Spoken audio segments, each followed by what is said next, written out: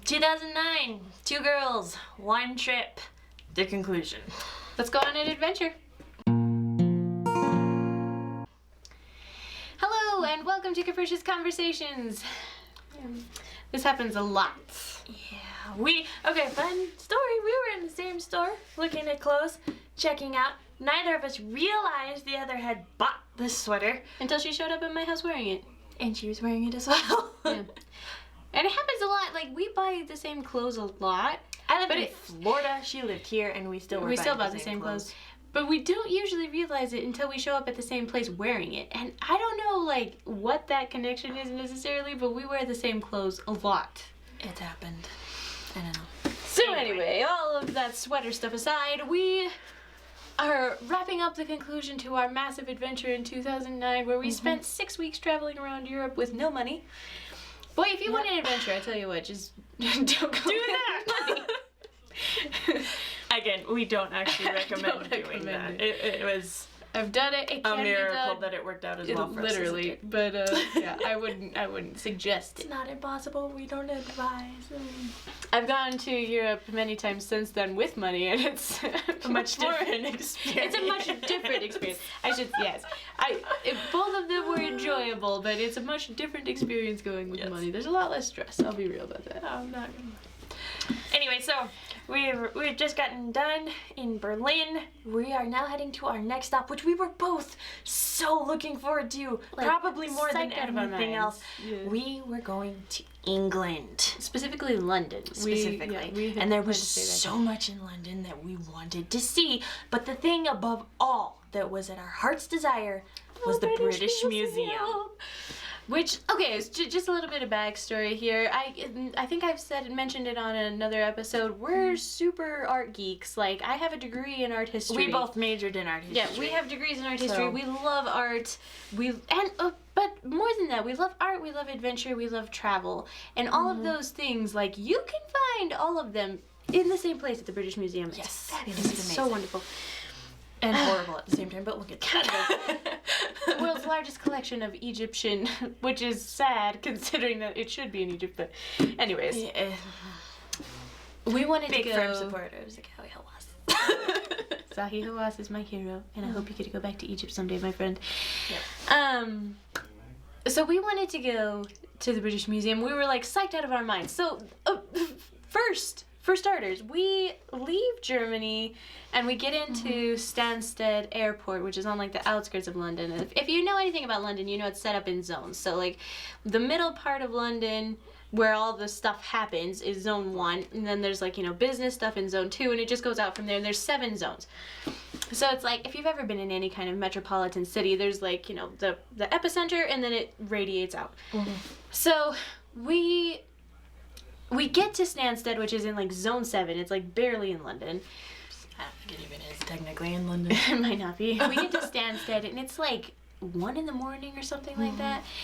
And we're walking down to customs, and there's this one line, for non-British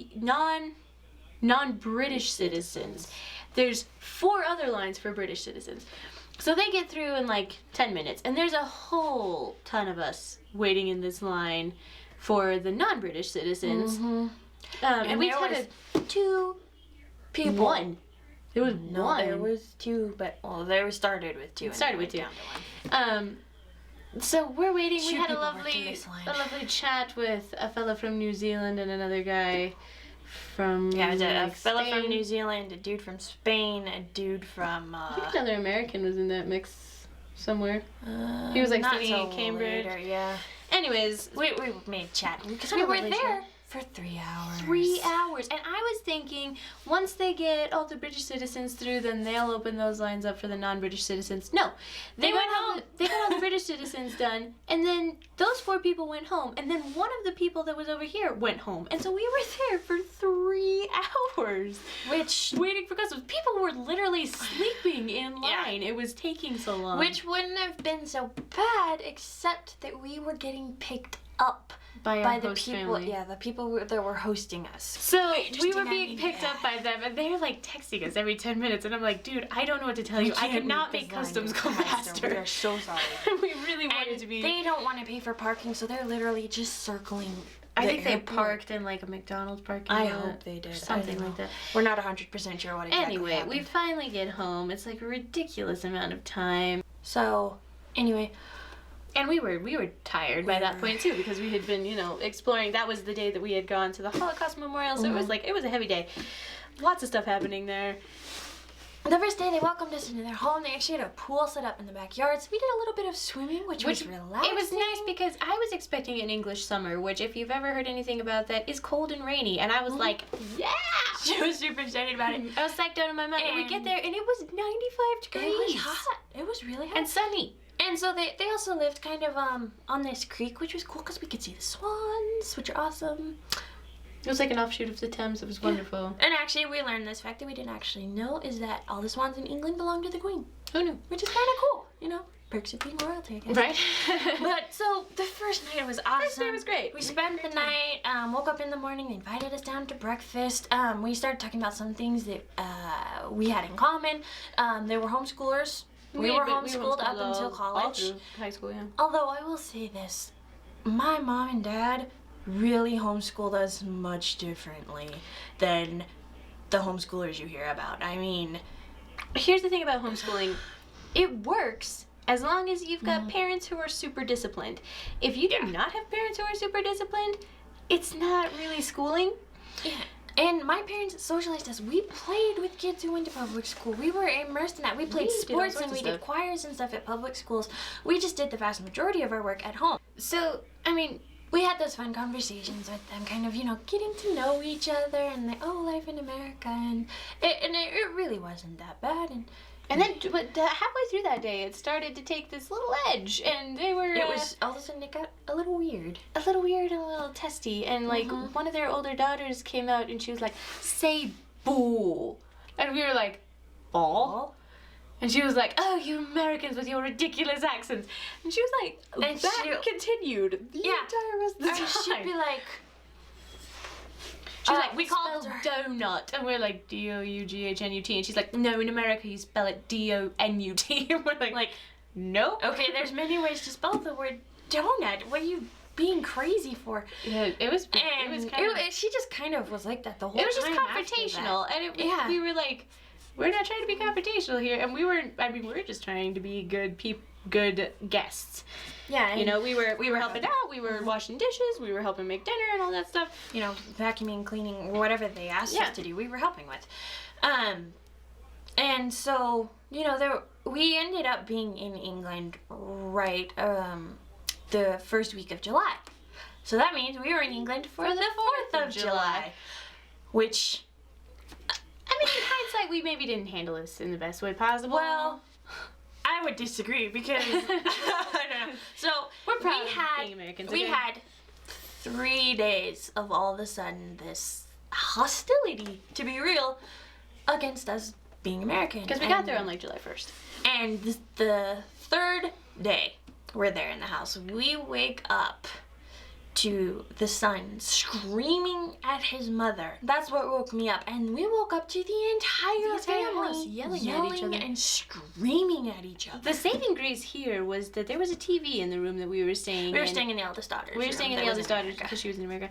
There was a TV in the room that we were staying in that had a VCR on it, and so we ended up watching like 3 seasons of Jeeves and Wooster, waiting for the house to kind of settle down. And literally, they yelled at each other from the time we woke up, when they woke us up, which was like 7:30, until 2 o'clock in the afternoon. We didn't even go out of our room until 2. We're hiding, basically. Kind of, and we're just like listening to this happen, like, oh and my it wasn't like light either. I mean, they were like yelling at each other, and so we didn't want to get into that. We didn't want to make anything worse, so we just stayed put, and we stayed in our little place and hold ourselves up. And it was like, I think for a moment we were considering, we were like, if we go out our window, maybe we can get down without them noticing. We legit did almost. We were ready to sneak out of the house.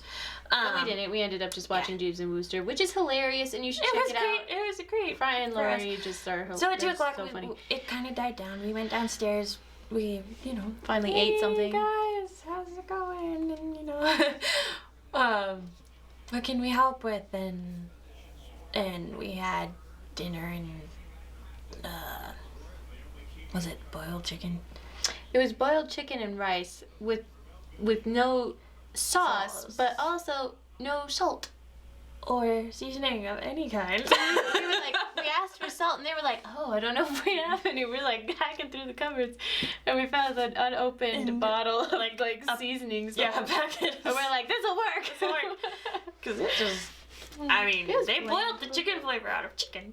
I mean, I'll be real, English food has a reputation, okay? And this food definitely lived up to it. Yeah, it definitely did. So we did have good food in England, but not there. No. But so we did that, and the next day was the 4th of July. And personally, I had it with these people. Actually, we both had these lovely shirts. Had big American flags on them and said, "Land of the free, home of the awesome." Didn't have an American flag on it, but it had... it did have little flags on it. Well, no, it had like a band of stars, and then it had like stripes on... It was on a hat. And so, I mean, you could tell that it was American. And we had been... So... Backtracking a little bit, when we were first planning this, we were supposed to stay with a family on the other side of London, in a little part of London called Hainault, and they, for some reason, had been unable to... They overbooked themselves. We found them on couch servers, and they had overbooked, and so they weren't able to have us. So we ended up staying with this other family way down on the other side in East Surrey. Actually, literally the complete opposite The complete opposite corner of London in East Surrey. But they were like, "We're so sorry about it. Why don't you come up for the 4th of July and we'll have a barbecue?" Yeah, we'd love to meet you still. We'd love to interact. So we wore our shirts that said "Land of the Free, Home of the Awesome," but we're walking through East Surrey to get to the tube, and this guy stops. He's an older guy. He stops and he's like, "What's this all about?" And we're like, "It's Independence Day." No, I said it's the 4th of July. Oh, yeah. She's like, "It's the 4th of July," and he's like, "So?" And we're like, It's our Independence Day. He was like, and just like walked on and off. Well, and he said, I suppose nobody's perfect. Yeah, it was something like that. It was really funny. But and so he was a little pissy, and I didn't care. At that point, like, to backtrack again, for our whole trip, we were trying to blend in. We were trying not to be obnoxious. And we blend in very well. We could. We can mimic accents fairly well. So I'm an accent chameleon. I'll talk about that's another episode. We'll talk about it. But I'm an accent chameleon. I blend in like nobody's business. We just kind of did our thing, and we were fairly subtle about it until this day. Yeah, like until the 4th of July in England. And you've heard me talk about traveling graciously, and that was my motto. That was our motto for the entire time we were there. Until this day. Because we were just like, you can only take so much abuse before you react, and you're either going to like implode and be depressed and sad, or you're going to explode and it's going to manifest itself in certain sort behaviors, of rebellion, if you will, which it did in our shirts and our manners. I felt very American at that moment. So, and proud of it. Yeah. At that time. So we get on we work our way up through the zones, and like the closer we get to Zone 1 in London, the more happy people are to see us with our 4th of July shirts. Dudes were like looking across the train and blowing us kisses, and people were like waving at us and Happy like 4th of cheering. July. I mean, it was great. It wasn't even like they were making fun of us either. It was pretty sincere. Like, we felt like rock stars in zones like 3, 2, and 1. Yeah, I know. You get out of Zone 3, and suddenly it's back to a little bit hostile. Yeah. Why are you doing that? Why are you an American? So, anyway, we make it all the way to Zone 7. We make it to this lovely party where it is only us as the 2 Americans. And we have 3 Asians, a German, a Russian, and 5 people from Swahili. Yep. 5 Africans. Not from Swahili. Wow, sorry. From Zimbabwe. They speak Swahili. But yeah, but we had a great time. We had some fireworks. We barbecued. barbecue. Let me with tell you barbecue sauce. something. Like, oh my god. The German made potato salad. The German lady brought potato salad. The 2 Chinese people did the barbecuing, and he was like, man, he was a barbecue He master. made He was this so awesome good. sesame chicken thing. It wasn't like the fried sesame chicken like you get from the Panda Express. Yeah, no, it was like bad. legit good. Panda stuff. Express is not good, but this dude made good I like food. Panda Express. But But anyway, so like We had the best 4th time. of July celebrating multicultures. It was like the best way to celebrate 4th of I July think so, ever. because I absolutely loved it. since My America favorite is 4th of July in my yeah, since America is such a melting pot, there was Yeah. one English woman there, and she was a hoot and a half. She was so she was fun. fun.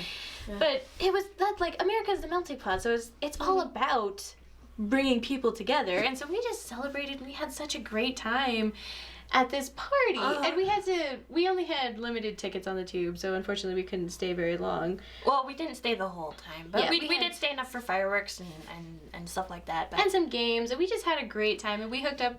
We made plans with the German chick because she was sightseeing as well. she wanted to go to the British Museum with us, so we said, okay, tomorrow let's just meet up and go. So, Thank you for liking, commenting, and subscribing. Tell us about your adventures. We'd love to hear about them. Connect with us on Facebook, Instagram, and Twitter. Share this with all your friends. any questions you guys have, feel free to ask on any of those channels as well. We can do another follow-up video with any of those questions you want answered. And we'll post links in the description.